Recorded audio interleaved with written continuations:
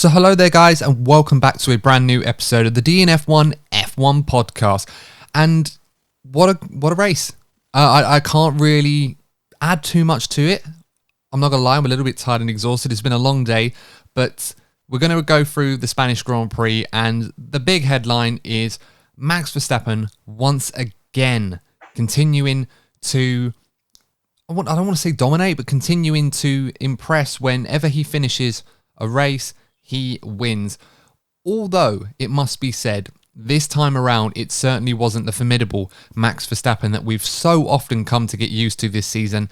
It certainly was a Grand Prix that I think, based on what we saw go down, it was far from a dominant display from Red Bull, and there was certainly a huge element of fortune to it. But nonetheless, Max Verstappen winning the Grand Prix ahead of his teammate Sergio Perez, which not only gives Max Verstappen now a lead in the championship over Charles Leclerc, but also Red Bull have stolen a huge march on Ferrari. But we are going to go and dissect the nuances and everything that went down in this race, because as I said already, it was absolutely far from dominant from Red Bull.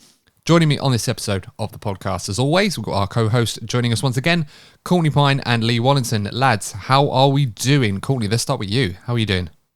Yeah, I'm doing well, mate.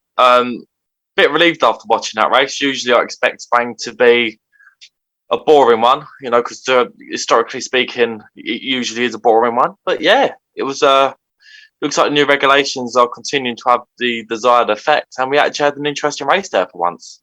Yeah, absolutely right. Often in the past, Spanish Grand Prix tend to be rather boring. We often say that they're races that are dominated by the car that's usually on pole position, and it did seem that was going to be the case, albeit for some unfortunate circumstances that we're going to get into later on. Lee, how are you doing? What were your thoughts on the race today? Did you enjoy it like Courtney? Yeah, I'm good. I'm also relieved, but probably from a slightly different matter of I always enjoy the Spanish Grand Prix, is that the last two races, in my opinion, have been a bit more boring than the races at the beginning of the season. So to get back more of an interesting race for me was really enjoyable. That the rules are still working, although the last two races for me weren't as exciting.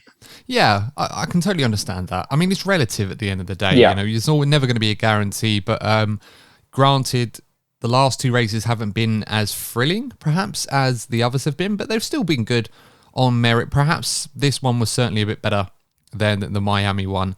Plenty going on, but of course we're going to get into that. But before we do, just a casual reminder to you guys, we are the independent F1 podcast that brings you all of the latest news, talking points and events in the Formula One world, and we relay that back to you for your listening or viewing pleasure. And remember, if you're not first, you're probably DNF1.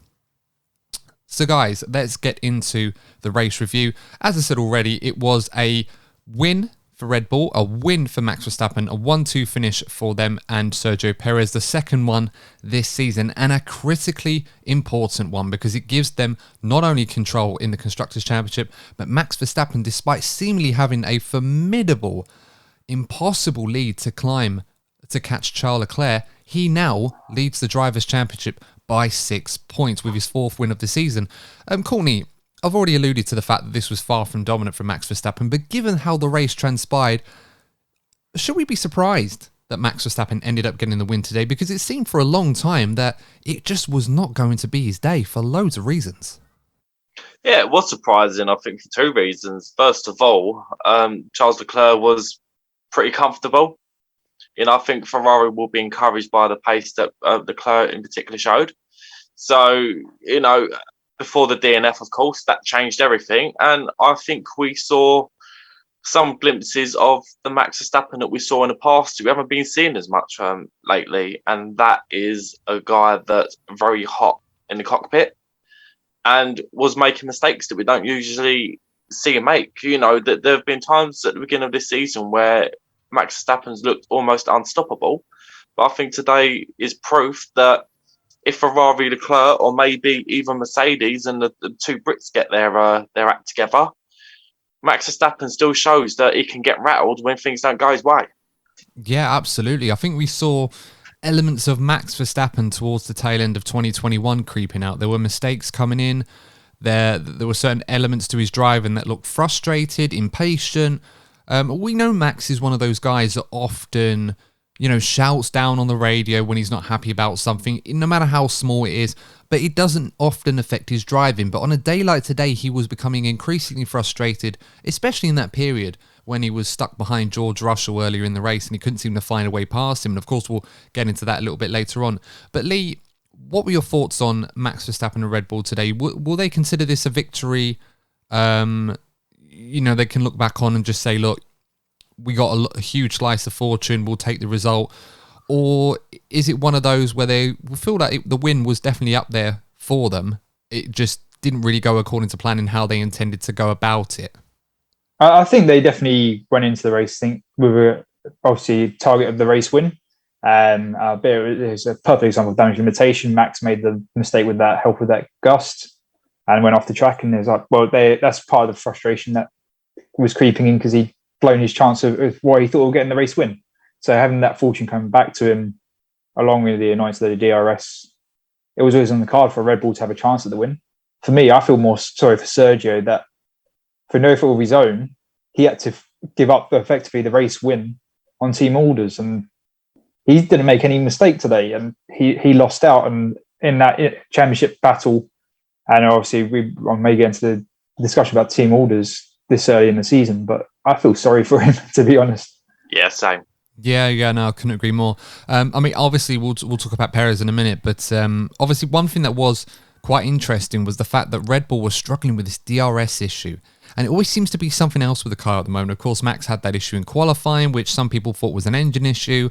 Dr. Helmut Marko came out and said, no, it was a DRS issue. And then the DRS issue was playing up even before the race started. Red Bull were trying to get it fixed. They were trying to get it all back together.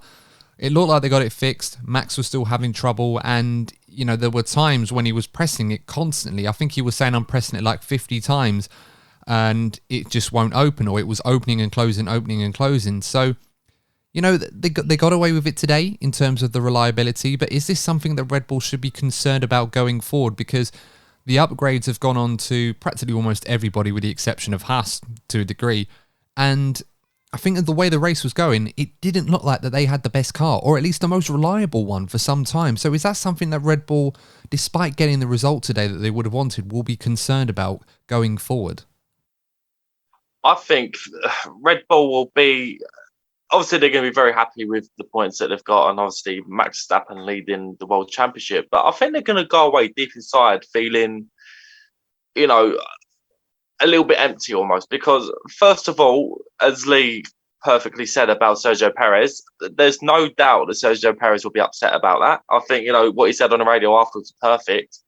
And they're saying, oh, thank you, Sergio, da-da-da. And he said, I want to speak about this afterwards. He dealt with that professionally, but it just shows that, Sergio Perez is happy to do a job for the team, but so early on in the season, to have a race victory taken away from him. I think it's encouraging to see, as a neutral, that, Sergio Perez isn't just there to be a number two driver. Look, we know that Max is exceptional, but it just shows, it's good to know that Sergio Perez isn't happy just to be the number two. And if there are race victories available, he does want that. And I think, second of all, when you look at this Red Bull, it just reminds me of an Adrian Newey car during his McLaren days. Rapid, but unreliable. Because we've seen it, because Adrian Newey is so exceptional at what he does, his designs are radical. And usually with radical design comes, you're going on the edge of reliability. And Red Bull may have got away with it today, because we saw with Ferrari and Mercedes, they did it on this occasion. Because under hot weather, obviously things come under more strain, so you're more likely to get DNFs. But I do feel that this championship, well, both championships, could well come down to reliability. So it's something that Red Bull still really need to be keeping an eye on. Yeah, absolutely. And, even more so when we're in these regulations that we're in now, that we're frozen in with the engine regs. And, we're still seeing reliability issues with Red Bull. Not necessarily the engine stuff, but other parts as well. And, Dr. Helmut Marko was quizzed on this with Max Verstappen because he was talking a lot about the issue that Max had with the DRS.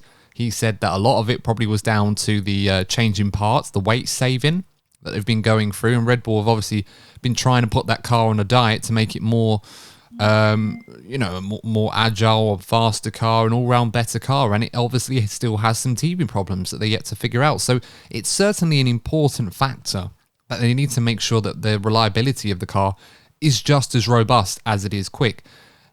Today, that they got away with it. And, you know, they really, really done well under the circumstances, and they did benefit from other issues that, that helped them. But it's one of those going forward that I think they realise with these upgrades that they are going to have to get this right, because they can't afford to keep making these upgrades and then they're just not working out from a reliability perspective. So let's talk about Checo before we go back to Max a little bit later on. Very, very disappointing manner in which Checo ended up with his P2. I mean, Checo, I thought, did a great job today. Apparently, he wasn't driving the upgraded Red Bull that Max Verstappen had. Apparently, his was a bit heavier, which might explain why there was a bit of a deficit to Max over the course of the weekend. Now, I know Checo usually gives up a tenth or two to Max ultimately, but he was at least half a second off Max when they were sort of fighting fit and fully going for it, which might explain why he was off the pace a little bit. But he drove a great race. He managed himself really well. He was managing his strategy well. At one point, Red Bull were going to put him onto a one-stopper. He managed to get past George Russell at one point. And, there was a time where it did seem like Checo Perez was going to win this Grand Prix. But then, of course, once again, team orders coming to the fore to allow Max Verstappen to get that opportunity to win the Grand Prix. And the moment that Max managed to clear George in the pits, Checo's strategy was changed to favour Max Verstappen, and they were saying to Checo, "Oh, you're on different strategies." But I get that, but Perez was on the better one.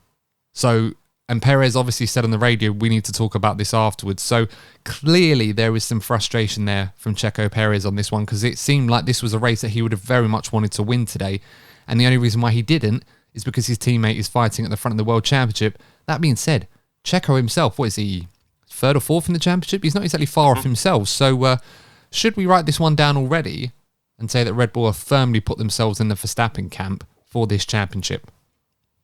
I think they have. I think they've made it abundantly clear. And again, I just think it's ridiculous that they've made this decision so early on in the season. Yeah, they've seen Leclerc go out and they thought, this is a real opportunity to gain the maximum points. But I just think it just shows a level of disrespect to Sergio Perez. If it was later on in the season, I wouldn't even think anything of it. But to do it so early, that's a little bit of a kick in the teeth, Sergio, for sure. Yeah, I mean, if they hadn't done it and Checo had won today, he'd be, 12 points behind Leclerc and 11 behind his teammate? Now that they've done that, Max is now leading this championship by 6 points, and he's, 25 now ahead of Checo. It's a full race win. So for me, whilst I kind of expected it to happen, and I saw this happening, the moment that Verstappen got past George Russell, I thought, right, that's it, they're going to call it, and then Checo dropped 15 seconds over the course of 2 or 3 laps, and then they put him in the pits afterwards. So it was a shame for Checo, but this is the sort of thing I suppose he's going to have to do whilst he's at Red Bull, until he can prove them otherwise, unfortunately.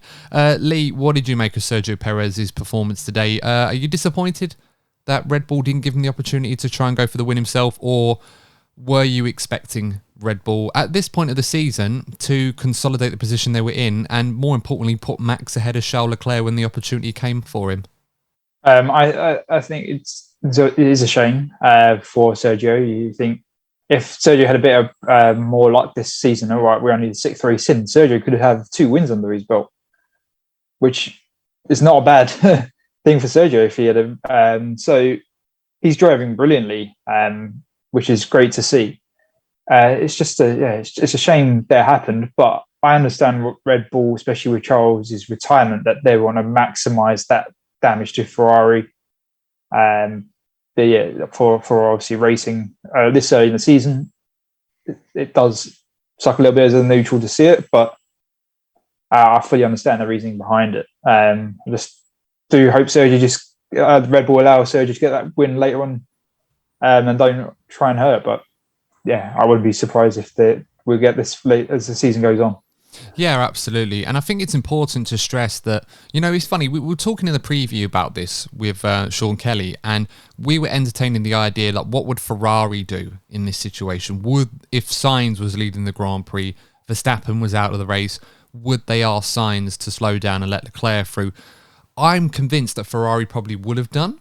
I know some people probably didn't agree with me and thinking that, well, it's early in the season. But remember, these are the sorts of decisions that you kind of have to make to win world championships. Mercedes did it more often than they probably needed to. Ferrari certainly did it more often than they needed to when they were winning championships, and Red Bull as well. So, although less successfully because they are two drivers fighting each other for the championship most years. But, all that said, it's something that Red Bull find themselves in right now where they have a clear number one and a clear number two. And that number two, reluctantly today, but still followed, the orders and still allowed his teammate to take advantage of the situation and maximise the damage inflicted on his opponents. I can't really see Carlos Sainz, and for lack of, for traditional purposes, let's just assume George Russell is the Mercedes number two right now, and that's based on the fact that Lewis is the number one in the team already going into this. I can't really see Carlos Sainz happily allowing Charles to overtake, especially after signing that new deal.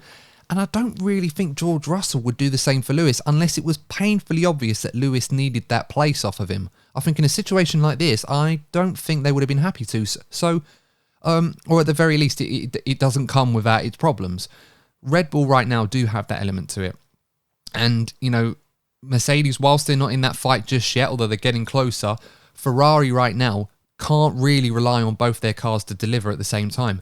Red Bull can, and that's ultimately what's proving the difference right now, despite there being practically nothing between them at the moment after all these upgrades. So, what are your guys' thoughts on this? Do you feel that this could prove to be Red Bull's key advantage in this championship right now, is the fact that they have two drivers fighting for these big points, and more importantly, an established hierarchy where the number two will always be there to make sure the number one can take advantage on a day like today? Yeah, Adam, you've hit the nail on the head there. Back having both drivers, Charles Leclerc really does need Carlos Sainz to up his game. I don't want to kick the guy whilst he's down, because some of the driving we're seeing from him, it does show a guy that's lacking confidence. But you're right, Sergio Perez is performing so much better this season, and I think that's why, look, as a neutral fan, that's why I'm gutted that he didn't get the win, because I think that would have been a reward for the good work these put. Because you got to remember, like, it's so easy to forget that both drivers helped towards the development of these cars. Because Max Verstappen's the main man at Red Bull, it's easy to forget that Sergio Perez is one of the reasons why that car is as fast as it is. Particularly with these regulation changes, the input from the drivers is as important as ever. And and I look at Ferrari, going back to Ferrari and Carlos Sainz, it really is important that Carlos Sainz up his game. I'm looking like two races in the future. You've got Red Bull are looking rapid. Yeah, unreliable, but rapid. Both drivers are on point. And even looking at Mercedes, if Mercedes continue to, claw back time the way they are, now they're figuring out the porpoising issues. A driver lineup in George Russell and Lewis Hamilton, I think on paper that's probably the strongest driver lineup on the entire grid. So Ferrari, not only do they need to be looking at keeping this development war going, the race pace from Charles Leclerc in particular was encouraging for Ferrari, but they're going to need both drivers to be up there, because say we end up with three-way battles in these races, and for whatever reason Ferrari are fastest, they're going to need Carlos Sainz to take more points away from the likes of Max Verstappen or maybe one of the work boys if they go on a mad one and end up in the championship battle. Yeah, absolutely. Lee, what are your thoughts on this one? Yeah, I think at the moment, as you both touched on, Sergio is going to be making a difference, especially in the constructors. A bit like Valtteri last year. It was Valtteri's performance that enabled Mercedes to seal the constructors. So Carlos not being there, as lucky as he is, and or lacking the confidence that they're not delivering that same opportunity to Ferrari. But I also should add, Sergio apparently started his contract negotiations with Red Bull, so these performances are only helping him renewing staying in Red Bull, which we've touched on before in previous episodes about is Alex Albon waiting in the wings, Pierre Gasly. So Sergio obviously wants to keep his seat in Red Bull, so he's doing what he can to get that new contract. Yeah, no, I absolutely agree with you. And it has that Barrichello element to this and the Bottas element to this as well. You know, for those of people that will remember Rubens Barrichello and obviously what used to happen at Ferraris, that they used to be on short-term contracts where they would often be in negotiations or in talks over their new contracts around about the times that these sorts of team order instances occur. And it's kind of a catch-22, really. You know, you can be disappointed that you have to give up a win that you've worked so hard for and probably deserve on merit. But of course, if you ignore that order and you go and win the race, you're going to lose your seat. And that's a very, very good seat that Sergio Perez has right now. And I'm pretty certain, considering how hard he's had to work to get it, he's certainly not going to want to give it up very, very easily, especially considering how well he's driving at the moment compared to where he was last season. We should also lay some praise on Red Bull and their strategy. I think, you know, when Max was having trouble overtaking George Russell, I think they did a brilliant job reacting to what happened to Charles Leclerc and getting Max onto that free stopper when they put him on the soft tyres. I think that more than anything else won him the Grand Prix. I think that phase of the race put him onto some soft tyres, do some blisteringly quick laps, made some really good overtakes. I think that one on Valtteri Bottas in the final sector was an absolutely brilliant overtake around the outside at turn 12, 13, I think it was, something like that. So really, really, really good stuff to see. And, you know, congratulations to Red Bull. And yeah, they are looking very, very handy right now. Let's move on to Ferrari. This today promised to be a very, very good day for Ferrari. As often we've seen this season, when Saturday looks very, very good for Ferrari, Sunday, unfortunately for them, more often than not, doesn't really seem to deliver. And we got the same today. And Carlos Sainz had a bad getaway. He lost a few places off the start. Then, of course, he had that spin, which damaged his floor, which Ferrari are saying that cost him as much as a second a lap, which explained a huge deficit in performance despite the recovery to P4 in the end, albeit with some good fortune at the expense of Lewis Hamilton. But it was Charles Leclerc who was the star this weekend. Fastest in all the practice sessions, fastest in qualifying. He had that mistake in Q3, but he recovered it, one shot, and absolutely nailed it. It was brilliant to see. And he got a great start. And he led from the front, and when everyone else was having trouble or making mistakes behind him, he was driving like a champion. Very similar to what we saw in Bahrain a couple of years ago. But once again, when Charles Leclerc is really, really on it, the only thing that seems to hold him back or cost him is misfortune and reliability. And once again, that cruel mistress really struck him hard once more with an engine failure, which took him out of a race which seemingly had his name written all over it. So, with all that being said, guys, is there any positives that Charles Leclerc can take from this race? Because he had a few himself about the car performance, but if you were Charles Leclerc, how would you be feeling right now based on what happened this weekend? Yeah, I think the car performance is certainly an element. Bit of a weird situation for Charles Leclerc because the next race is his home race. So, you know, you'd think in principle, he should be looking forward to that. He has an opportunity to win his own race. But unfortunately, you're talking about Charles Leclerc and some of his misfortune. Him and Monaco, I mean, that's going to be the biggest talking point of Monaco. That's going to make our preview easy to do in the next few days because it's all going to be about can Charles Leclerc beat his Monaco hoodoo? Because it's a real thing. You know, you even had that incident when he was driving Niki Lauda's 1976 Ferrari in the showpiece event, and there was brake failure, and it's not a good look, even though it's a brake failure. It just highlights, you know, it highlights the misfortune it has, and that's the type of thing that gets into these drivers' heads. You know, at the end of the day, these guys, yeah, they're supremely talented, but they are human beings at the end of the day. I think we're going to go, I just think that with Charles Leclerc, get Monaco out of the way, because I'm just going to say damage limitation for him on paper.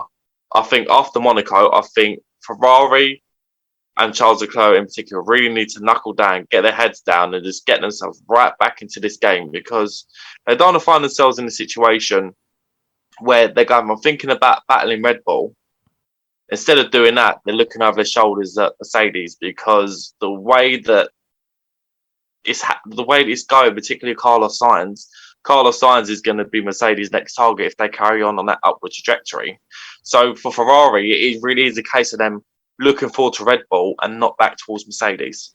Yeah, very much so. And, you know, this was probably the first weekend this season where I feel like the driver that should have won the Grand Prix didn't. You know, we talked about Max Verstappen's reliability issues in Bahrain and in Australia. But, all right, he lost second place in those races, but he was never going to win them. You know, he was well beat. But today, Charles Leclerc had that race all tied up. And I'll be honest with you guys, I've been incredibly impressed with Leclerc. I know I've been a big backer of him. And I know that, we said a couple of weeks ago that he does need to try and find something a bit more because Max seemed to have the upper hand. But this weekend was such an emphatic performance from him. And he did have the mistake in him. And of course, he was able to recover that. The car looked very strong. There was concerns about the race pace. But he was the fastest thing out there by some margin. He had it covered off. Reliability cost him. And I think for what it's worth, whilst he's not leading the championship anymore, that's now all gone. I think the attitude he was taking, despite being disappointed, was looking at the positives. I certainly think there's a lot there. But Ferrari really need to make sure that they continue on the development curve that they're at, which obviously the first hurdle's been passed. It looks good. But the reliability has crept in at their expense, which we thought that car was bulletproof, and clearly it's not. So, for their sake, they're going to have to find a solution soon because they don't want to be putting themselves in a position where they're taking points off their own drivers through these shortcomings. Lee, what did you make of, despite the misfortune, what did you make of Charles Leclerc this weekend? Do you feel that, based on what we've seen this weekend, that Charles Leclerc can still be positive about where he is currently in the championship, despite losing that lead now to Max Verstappen? I think the positive you can take away from it is, as we've touched on before, Adam, is Circuit de Catalunya is very much a car performance indicator. And before Max is off, Charles was putting the gap on him. So that Ferrari is fast, has the performance, and he can maintain and increase a gap over a Red Bull, which is obviously the main title contenders. So he knows that there is the performance there. He knows he can race Max. And it's not where they have been the last few races of all Red Bull are faster than now on equal footing at the time being. So you go, it's not today, but next week I can do it. I have another chance. Well, we'd not obviously get into the details of, because that's for the preview. But he can go, I'm not out of this yet. That's obviously the thing to look for. It's just, for me, is the more negative side of Corny said before for Red Bull, the reliability. That was Charles' second engine. If that's a terminal failure, is reliability going to affect Charles later in the season if he needs to take penalties for further engines? Well, Ferrari said that they probably were going to earmark a race where they will have to take an engine penalty at some point. So, it's definitely not off the cards. The problem is, of course, if they have to do it again, I don't think we're going to see the resurgence of Ferrari in the same way that we saw with Mercedes last season, where they could afford to take 1 million engine penalties, and yet Lewis or Valtteri still had a rocket ship in the back of their car where they could recover it. Ferrari, whilst being in a strong position where they probably could get to a good position, I don't think they can afford to take too many grid penalties because it will cost them winning races. And on a day like today, this was an opportunity for Charles Leclerc to really stamp his authority in this championship. And he very much did for half the race, but it was unfortunate that it was out of his control. But otherwise, I thought he was absolutely superb. So hopefully, it's not one of those that this was an opportunity gone and, there's going to be plenty more in the future. Let's talk about Carlos Sainz. Now, it's a really hard one because I really, really do like Carlos Sainz and I do rate him quite highly. But unfortunately, at a race where I expected Carlos to really up his game and improve, qualifying, yes, it was a good performance. I think P3 wasn't the worst thing in the world. I think, be fair, he was unlucky not to get on the front row, but he had that poor start where it went into anti-stall. He got bogged down the order. He made that mistake, which obviously not only dropped him down the order further, but it damaged his floor. He eventually recovered to P4, although he was a bit lucky because he did get passed by Lewis Hamilton. If it wasn't for his issues, he probably would have stayed ahead. But the one thing that really gets me is that, given what we saw with Charles Leclerc today, Carlos Sainz arguably had a car that was capable of winning this Grand Prix. And if you think about it, and this is not me trying to stick the dagger in or stick the knife in, but in front of his home crowd, if he kept his nose clean and drove the way that we normally expect Carlos Sainz to drive with that high consistency, he probably would have won today. So that all being said, guys, what is going on with Carlos Sainz? Really? Because his consistency at the moment is all over the place. What do you think's happening with him? Yeah, it's just a lack of confidence. I think particularly with the qualifying performances, he's getting completely outclassed by. Charles Leclerc. But Ferrari needs Carlos Sainz to get back to the level we know he can. He needs to do it for himself, more importantly, but he also needs to do it for Charles Leclerc, because unfortunately, Carlos Sainz has dropped so many points as it is. It's the decision for Ferrari to choose their number one driver is going to be as easy as ever, really. So to be the support driver of Ferrari, this was an example. Look, Charles Leclerc was out of the race. In that kind of situation, you want to be having your other driver taking the points away from Max Verstappen. But that didn't happen because Carlos Sainz had another scruffy race. You know, we're going back to talking about engine penalties. If we go later on in the season and Charles Leclerc needs to take a grid penalty, Ferrari are going to need Carlos Sainz to pick up the points again and take the points away from the Red Bull boys. But the way that it's going, from the trends that we're seeing so far this season, that race that Leclerc has to start a few places back or the back of the grid, you're going to expect a Red Bull 1-2 based on the form of these drivers. So for the sake of not only himself as a driver, but the sake of his team, Carlos Sainz needs to get back up there again. I mean, why do you think Carlos Sainz is struggling at the moment? Do you think he's just putting too much pressure on himself, or do you think that he's focusing too much on his teammate and should just concentrate on his own performances? Because last year he wasn't driving the best car, but he was doing a great job with what he had. He was always delivering at least an 8 or a 9 out of 10 performance. This season, you probably could argue he's not actually done that in one race this season at all. He looks good in qualifying. He's up there. Yeah. But when it comes to the race, for whatever reason, and it's usually the starts, I mean, wow. How many times now this season has he had a terrible start and it's bogged him down? I don't know if he's made up a place off the start. So for a driver that really does rely on that consistency, I mean, what do you think, Lee, on this one? Do you think he's focused too much on his teammate and should just concentrate on his own driving? I think he's probably struggled initially to get understanding of these new cars, and which at the beginning of the season, and then he's seen that Charles is winning and he's getting in his own head, which has then led to a downward spiral in his performance, and he's made mistakes, which then it's just a feedback loop on. He just needs one good, clean race to go, yeah, that's it. I've got this. I've nailed it. I understand. Yeah, I drove brilliantly. And then it just builds up from there. That's just what he really needs right now. Yeah. Courtney, what are your thoughts on that? I think he just needs to win a race. It's obviously going to be something that's always in your mind. It's like a race winning virginity almost. He's still yet to win that race. And it's a lot worse now. He's in a race winning car. We always say it's all well and good driving for a midfield team or a team towards the back. That's one of the questions we was asking about George Russell, for example. You're going into a race-winning team and you'll get to win a race and you're still struggling to do so. That's when the pressure builds. So if Carlos Sainz gets a race win, I think we'll start seeing him getting back to the position where Ferrari not only expect him to be, but where they need him to be. Yeah, absolutely. And hopefully for their sake, that happens sooner rather than later. But still early days yet, so plenty of time for Ferrari to recover.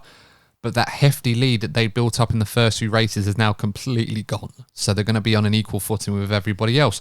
Let's talk about Mercedes now. George Russell, I mean, the only guy in the field to have finished in the top 5 in all races. Another podium for George Russell today. And some incredibly brilliant driving that we're going to dissect and get into. When we talk about him, I suppose no better way of putting it. But Courtney, well, what can we say about George Russell? I mean, the guy is driving like an absolute marvel right now. Yeah, fantastic. He's just continuing to impress. During the race, when he was, because he was holding up Sergio Perez. Look, the Red Bulls were clearly 7 tenths, 8 tenths of a lap at times faster than the Mercedes. And George Russell was defending absolutely fantastic. And obviously I was talking to you guys on a group chat during the race, and I said to you, I think today was the day that a star was really born. We've seen moments of brilliance from George Russell in the Williams, particularly in qualifying. We saw that moment, that race in Bahrain where it was cruelly taken away from him. So we know that George Russell has race-winning pace. But we've never seen George Russell come up against the best drivers. If he wants to be winning world championships in the future, he's going to have to be beating the likes of Max Verstappen. And today, he has shown that he can hold his own against Max Verstappen in a fast, be it a slightly wounded car with the lack of DRS. But George Russell was not only able to defend against Max Verstappen, he was able to get in Max Verstappen's head and rattle him. We saw Max getting peed off. It was obvious. He had Max Verstappen in his pocket at some stages there. So for me, as not only a neutral fan, but as a British fan, as I'm going to say, is I want to be seeing a Brits win championships. I'm not going to hold back on that. That gives me real encouragement that once Lewis Hamilton retires, George Russell will be able to fly the flag in terms of going for championships. Yeah, absolutely. He's been doing a phenomenal job so far. And I was really impressed today with George Russell. I mean, qualifying, I thought he was very, very good to get himself into that position on the second row of the grid. And, you know, the race itself, he didn't really put a foot wrong. I mean, defensively, the way he defended against Max Verstappen was exemplary. And, you know, the questions we often get asked about George Russell, or often the questions we ask of George Russell as fans is, we know this guy is quick. We know this guy is quite handy in a Formula One car. There's a lot of pressure on his shoulders to be the heir to the throne at Mercedes when Lewis Hamilton decides to call it a day. But the question has always been, is George Russell going to be good enough fighting against the elite of the elite in Formula One? Is he going to be the guy that's going to be able to be in that cohort with the likes of the Leclercs and the Verstappens and compete for world championships and fight them on equal footing? And I think what we saw today, evident proof. If we ever needed any more, this was the race, in my opinion. Well, I can say, yes, this guy is the real deal. He's got it all. And I think, given the right machinery, I think he can certainly be more than just a casual threat. Because we had no history of Russell and Verstappen. I think they were scrambling on commentary. They had no history to go on between these two. But he certainly held his own. And as you said, Courtney, frustrated the world champion. And bear in mind, this is a guy, we're talking about Max Verstappen here, this is a guy that is probably the hardest person to race against because he's so unpredictable and he's so aggressive. And yet George handled that aggression. He handled that frustration and he really got in Max's head. And until that strategy change came after Leclerc's pit stop, George pretty much won that battle against Max Verstappen. I think it's fair to say in a weaker car, okay, you know, Catalunya is a circuit. It's a hard one to overtake. And Red Bull clearly didn't have that straight line speed advantage on Mercedes in which they've been enjoying against them in the past. That seems to have gone now. He really did a great job. Lee, I mean, Courtney and I have been fanboying over George in this podcast so far, but what can you add to George Russell's day? I mean, how impressed were you by George Russell? Well, I would summarise it as George outmaxed Max. Oh, I like that. I like that. I love it, yeah. Especially when Max went for that lunge into turn one. And you could just think, as like Max was like, I got this. Yeah, I got him. He's gone over to the right. I've gone down the inside. Yeah, I've got this. And then they're like, George, where did you come from? We just stomped down the outside. And that would have been such a Max defense and how George defended against Max. So that was some really good defensive driving from George. As you both mentioned, we haven't had that comparison in wheel-to-wheel, high profile wheel-to-wheel racing in defense. So it's just really good to see that driving from George and just showing it he can do it. Yeah, absolutely. I mean, yeah, as you said, that overtake that Max made on him down the inside into turn one, obviously we can't see where George Russell is, but we assume that Max has got the move done. And then it cuts away and George is overtaking him on the next corner. It's like, where the hell did this come from? And he held it. And then obviously there was that moment afterwards where George held it around the inside of turn three. Max was trying to overtake him and Max and Red Bull were complaining that George Russell would force Max off the road. I mean, let's be honest, guys. If you're going to stick your car around the outside at turn three, Lee, as you pointed out, actually, no, I'm going to let you get this one in, but okay. I'll say my piece on it first. You know, when you're on the outside of turn three, unless you've got so much more grip and speed, you're not going to get that move done. So really the way the car's understeer, if you're there, you're always going to get in that position where you get pushed a little bit wide. So I didn't see anything wrong in that one. But what were your thoughts on that manoeuvre with George Russell and Max Lee? Did you feel that was ever on for Max? It was never on for Max. Unless you're Fernando Alonso, you can't go around the outside of turn three. There we go. Unless you're Fernando, you can't make that move at turn three pretty much. And yeah, summed it all up. But no, it was a great day for George. It might be a little bit disappointed that he was only able to get P3, but I think Red Bull had the car, had the strategy, and once Leclerc had retired, it gave him that opportunity where they were able to amend the strategy to beat George Russell today. But otherwise, it was a great job. Lewis Hamilton, very, very strange day for him. Ultimately getting awarded driver of the day for his recovery, but had a moment when he had a collision with Kevin Magnussen at turn 4. Guys, I want to come to you quickly on this one. What were your thoughts on that one? Did you think that was a racing incident, or do you feel that perhaps one of the two of them were a bit to blame for that one? Oh, it was certainly a racing incident. It was one of those where some were debating that, there was almost side by side. But it was one of those where, look, it's the beginning of the race, tyres are cold. Well, colder than usual, even though it's a warm race. But usually they're more likely to make lockups or oversteer at the beginning of the races. And we're seeing it time and time again on the first lap. And at the end of the day, it ruined both of their races, not just Kevin Magnussen. So I don't think Lewis Hamilton would deliberately go into somebody, Lewis Hamilton, as if you to look at Lewis Hamilton, of the late noughties, let's say when he first come into the sport, you go, yeah, that was Lewis Hamilton being over aggressive. But we know Lewis has changed his methods, his mindset when it comes to choosing the battles rightly, and that's what's won him so many championships. So Lewis knows when to pick his fights, and I just know that was a simple coming together. Despite Kevin Magnussen's frustrations, I certainly do believe it was a race incident. What about you, Lee? Yeah, I believe it was a racing incident. I just unfortunate for both of them in that sense, but it wasn't a really impressive recovery drive from him, especially when he wanted to just retire shortly after the incident. Yeah, I mean, I must admit, and I'm aware this probably might be a little bit unpopular with Team LH, but I do find it a little bit annoying that for a guy that constantly always rises to the occasion, never really gives up in his mind, even if he says it on the radio, I do find it sometimes a little bit annoying that Lewis, when that happened, he was saying, oh, should I just turn the engine down? Sorry, guys, that's it. And it's like, dude, you're in a good car. You're Lewis freaking Hamilton. You can recover this, mate. Just relax. But then, in a way, in his defence, that's probably one of those where you need that engineer or you need Bono or someone like that to just say, come on, Lewis, like, you'll be fine. Just crack on with it. You'll be fine. In an hour and a half's time, we've got the numbers. We're running the data. You'll be fine later on. And ultimately, he was. He put together a stellar performance, probably his best drive this season by some margin, to recover it to P5. It probably would have been P4 as well, of course. But it was a very strange one. I looked at that incident, and I agree with you guys. I thought it was a racing incident. The only thing I would say, and this is more Kevin Magnussen than anyone else, is that when you put yourself around the outside of turn 4 like that at the beginning of the race, when the cars are full of fuel, he was really hugging as tight as he could towards Hamilton's Mercedes to the point where there was no margin for any understeering or anything. You do leave it all to not just the ability, but for the car that's alongside you to not have a moment. And unfortunately for K-Mag, it did. And it potentially ruined 2 races. I mean, it ruined one, but Hamilton was able to salvage the other one.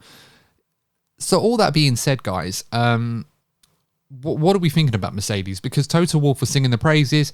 He went as far as saying he thought Lewis could have won today on the race pace. Not sure I agree. But overall, it does look like Mercedes, whilst not looking too intrinsically at the data, they are looking a lot better. And that is a very positive sign, considering that we built this weekend up to be the one where Mercedes would either decide to carry on with their concept or abandon it and look at next year. So what are your thoughts on this one? Are Mercedes back in the mix again? Yeah, it's certainly encouraging. I'm going to reference our group chat yet again. I remember we was talking during the practice sessions, and Lee, this is something you referenced. You said that I don't think Mercedes are going to be fast enough to challenge Ferrari and Red Bull for race wins, but they're going to at least be an annoyance when one or both of their drivers aren't on point. And we saw that today. We saw a scruffy race from Max. We saw a scruffy race from Carlos Sainz. And the Mercedes boys had them rattled. So this is going to be the trend we're going to be seeing if the drivers from these other teams aren't on point. But at the same time, I think now Mercedes have figured out the porpoising issues. I think they've got a lot more to learn compared to the other teams. So I'm expecting them to close the gap, but it all depends on how much more pace the Ferraris and Red Bulls can find in that time. I just think that Mercedes can get themselves in a position where they can be in a race-winning car, but it's just a case of whether they can get there before it's too late to go for this championship or not. Yeah, I think that's a fair point. Lee, what do you think? How much have Mercedes closed the gap on Ferrari and Red Bull? And are they in a position where they could challenge for race wins at some point later this season? They're definitely closing the gap. You look at the last 5 races. The Mercedes have been, you could argue, the top of the midfield. They were getting into scraps with Alfa Romeo, McLaren, with Haas, and you're like, that's not really where they're more at the top 3, not the rest of the field. But they've left the midfield behind. They were completely separated. The midfield wasn't even in Mercedes' strategy window as a hindrance. They had the clean pit stops to the midfield. They've left the midfield. So they've narrowed the gap to the front of the field. That's for sure. Obviously, I'm not sure they're on the level of race winning yet, but now they've got their baseline. Really, 6 races after Ferrari and Red Bull got their baseline, they can now start learning their developments and learning their upgrade and getting the best setup out of it, and start actually bringing performance onto the car from their baseline. So, as Courtney mentioned, obviously Ferrari and Red Bull won't stand still, but the Mercedes are on the right track, and I don't see that concept going anywhere. No, I would definitely agree with that to an extent. I mean, again, you can look at the data, you can look at the numbers, and I think Mercedes had a very, very good day today. I think Lewis recovered really, really well.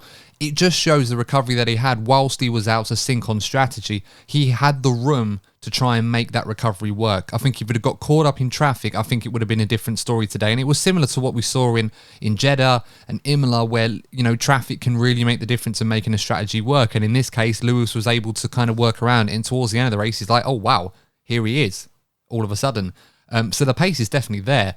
In terms of where they stand to Ferrari and Red Bull, I'm not quite sure how much they have closed in on these two. They have definitely moved further away from the midfield to the point where they're away from it altogether. I think they have closed a little bit, but I think Ferrari and Red Bull have also made significant gains in their own right. And the reason I say this is because, you can strip all the data, and I'm not the sort of person that has this data at hand, but from what I saw today, it looks like this was a day where Mercedes were looking very, very good, but Ferrari and Red Bull, despite having the pace, weren't able, other than Charles Leclerc before his reliability issues, weren't able to exploit that to the max. So I think we are going to see at other circuits, particularly one that Mercedes may not enjoy as much as they have at Spain, because this has definitely been Mercedes' happy hunting ground above almost anywhere else since the turbo hybrid era. Whether that translates, we'll have to see this season, because the new cars, we have to remember that too. It is going to be quite interesting to see how close Mercedes really are when Red Bull and Ferrari are running at full tilt and not having these issues that they had today. That said, they are definitely in the step in the right direction, and I think they should be very, very happy with their performance today. And as we saw already, when Ferrari and Red Bull are not having the best of days, Mercedes are in the mix. So we certainly can't discount them at all, but good for them today. They had a great day. So I don't want to discount it too much. I just want to say, I want to urge on the side of caution, because I think we saw today that Red Bull and Ferrari weren't quite at their best, other than Leclerc before his reliability issues. But, it's still a great day for Mercedes. Let's talk about some of the other races today. Valtteri Bottas, pretty much the only driver that was in a race of his own today. On occasion, he had to deal with the likes of Sainz and Hamilton that were a hindrance to him, because they were obviously in significantly faster cars, albeit damaged, but still quicker than what he had. But once again, solid qualifying, a solid race. And other than a moment where he said to his team that he wasn't happy with where they went on strategy, it was a solid drive to P6. Guan Yu Zhou obviously had some reliability issues of his own, but he was in a completely different race to Valtteri Bottas. Once again, Valtteri's doing a great job at Alfa Romeo. And he's in his own little formula. You have Formula 1 with the top 3 teams. You have Formula 1.5 with Valtteri, and then Formula 2, with all respect to the others, with everybody else right now. You missed it, Adam. It's Formula Valtteri. Formula Valtteri. Well, it's gone now. We'll just have to keep bringing it back for the sake of making it stick. I'm sorry, I'm tired. It's been a long day. My puns are not fresh in my mind as they would be when I'm at full strength. But anyway, yes, Formula Valtteri. Let's go with that one. What do we make of Valtteri Bottas today? He's continuing to be invigorated, I'd say. We've said it a lot about him.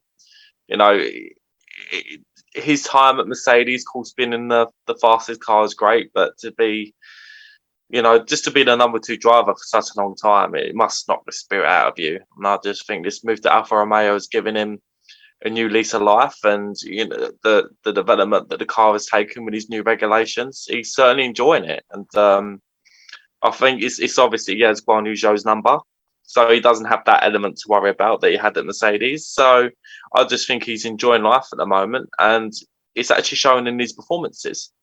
Yeah, very much so. I mean, Lee, it's quite interesting with Bottas because, we've seen a lot of this from him this season. He's been quite the revelation, and I think pound for pound has probably been the best driver so far this season. Perhaps you could argue George Russell to a degree as well is in that mix.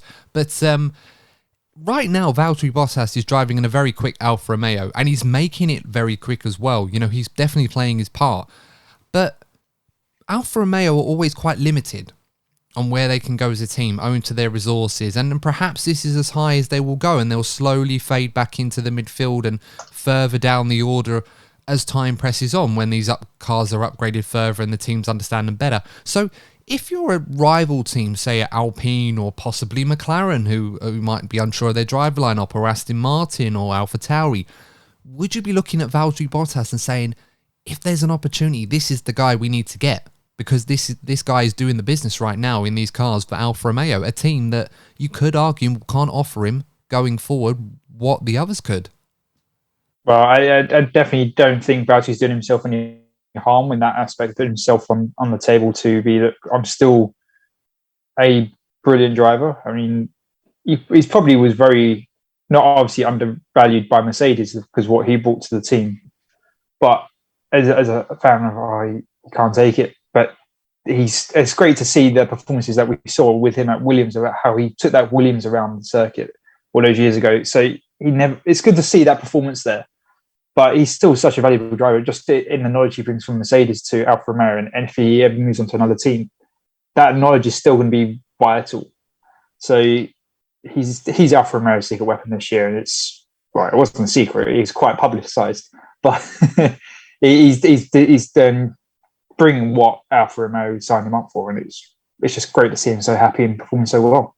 Yeah, absolutely. I mean, the biggest surprise this season is that Lando Norris is ahead of him in the championship. Now, I know Lando's been very good, but I just looked at the table and I was like, really? I would have you just assumed that Valtteri would have been the leader of the rest, really. So, he's doing a great job.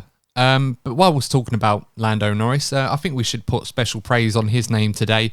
A good recovery. It was a difficult qualifying session. Obviously, he ended up missing out on Q3 owing to that track limits violation at turn 12, which was a little bit controversial, I'll be honest. I remember seeing the replay and I wasn't quite convinced that he'd breached them, but nonetheless, was relegated down to 11th, recovered it to P8, despite what he claimed as to having one of the worst colds of his life. And I think a lot of us that have had colds like that in the last year or so during the pandemic will probably understand what that feels like. But yeah, a very, very hot day, very difficult conditions. Lando clearly not feeling at his best, but managed to get a P8 today. So what did you make of his performance today? Yeah, all things considered, another fantastic performance by Lando. I've said it before. He's in an interesting position with his contract length at McLaren. Do McLaren really, really have the tools to be a championship winning team in the near future? Because I do feel if Lando Norris continues to perform the way that he still is, he should be given a shot in a championship or at least a race winning car. So he's going to have the bigger teams after him soon. So I think for McLaren, I think the next couple of years could be pivotal for them if they want to keep hold of Lando Norris. Yeah, very much so. And let's not forget, they've also got the other issue with Daniel Ricciardo, who, despite looking promising early on, fell down the order once again. And Lee, with everything surrounding that second McLaren seat right now, and obviously the rumours about other drivers like Colson Herta or Pato O'Ward, perhaps other drivers in the F1 grid right now that might be eyeing up that McLaren seat going forward, are we getting to that point now with Daniel Ricciardo? And I can't believe I'm saying this, that McLaren really do seriously need to ask themselves, is this guy going to be good enough to take us where we want to go going forward? Because we have one driver in Lando Norris right now who's doing an incredible job. The other one who we expected to do that job is not really delivering, and it doesn't look like it's going to change anytime soon. I would imagine that the patience at McLaren is probably starting to wear a bit thin with Daniel. Obviously, if you could understand last year that he couldn't quite get up to a speed of a difficult car, but this car he's had design input in. It's a new car, so Lando doesn't have any preference over it. but Lando's still bringing it, and Daniel still seems to be struggling compared to Lando. But then maybe we're doing a disservice to Lando and saying Daniel's struggling. Maybe Lando's just that good and Daniel isn't as good compared to Lando as we would have imagined him to be. I imagine for today, it probably hurt a little bit for Daniel that a sick Lando outperformed him and scored points, and he didn't. So that probably hurt him to know that. So it's really strange to see, because I really like Daniel as a driver and as a personality, and I really want him to be getting the performance out of the car that Lando can do, because I believe Daniel can do that. It's just mind-boggling why he still seems to be struggling. Yeah, very much so. Moving on to Alpine, and this little segment of the podcast I think is quite interesting, because I want to talk about a few teams that were terrible in qualifying but had great race pace, and I think Alpine exemplified that more than anybody else this weekend. Fernando Alonso, starting from the very back of the grid, of course had that late engine change, so they had to start from the back of the grid, but he didn't even get through to Q2. He went out in Q1 at his home race. Esteban Ocon didn't get through to Q3, yet those Alpines were rapid in the race. Ocon P7, Alonso recovering to P9.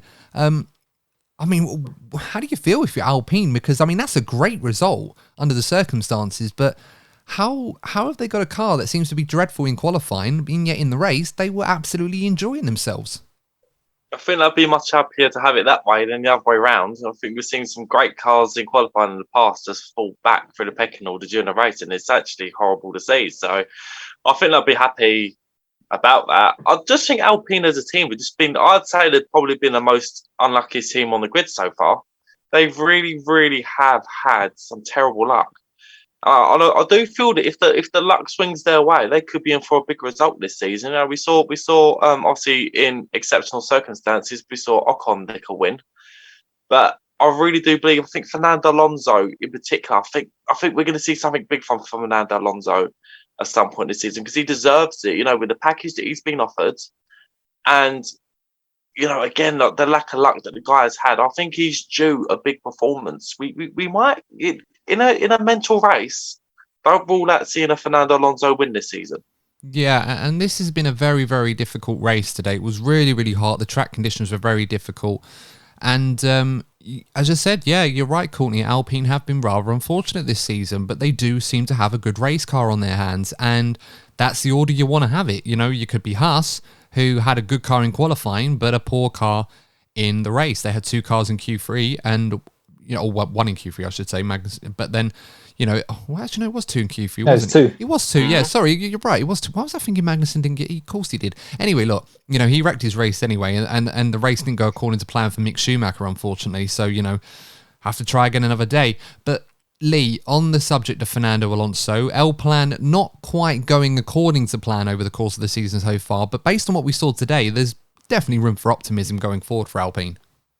Oh yeah, I mean, it was a solid performance from Alpine, and it shows you that I think they set their car up specifically for a very hot race, which it obviously was today.